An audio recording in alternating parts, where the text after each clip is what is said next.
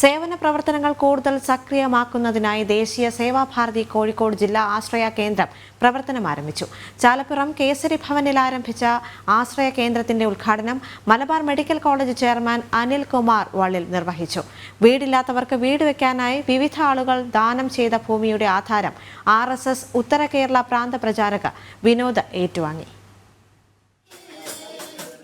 1989 Kozhikode medical college ആശുപത്രി രോഗികൾക്കും കൂട്ടിരിപ്പുകാർക്കും കഞ്ഞി വിതരണം ചെയ്തുകൊണ്ടാണ് ജില്ലയിൽ സേവാഭാരതി പ്രവർത്തനം ആരംഭിച്ചത്.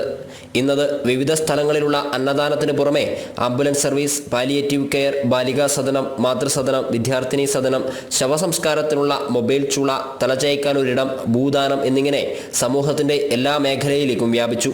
ഈ രീതിയിൽ എല്ലാവിധ സേവന പ്രവർത്തനങ്ങളിലും വ്യാപൃതരായ സേവാഭാരതിക്ക് എല്ലാവിധ പിന്തുണയും ഉണ്ടാകുമെന്ന് ഉദ്ഘാടകനായ അനിൽകുമാർ വള്ളിൽ പറഞ്ഞു. സേവാഭാരതി അതിൻ്റെ ജൈത്രയാത്രയിൽ സേവന സന്നദ്ധ പ്രവർത്തനങ്ങളുമായിട്ട് മുന്നോട്ട് പോകുമ്പോൾ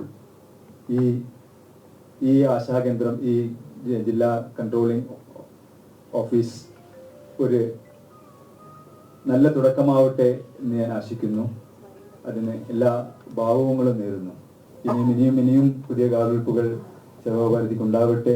എഗലൂർ ഉണ്ണികുളം സ്വദേശിയായ സുഭദ്ര പൂന്തോറക്കണ്ടി, കക്കോടി സ്വദേശിയായ മധുസൂദനൻ എന്നിവർ വീട് വെക്കാനായി സേവാഭാരതിക്ക് നൽകിയ ഭൂമിയുടെ ആധാരം RSS ഉത്തര കേരള പ്രാന്ത പ്രചാരക് വിനോദ് ഏറ്റുവാങ്ങി.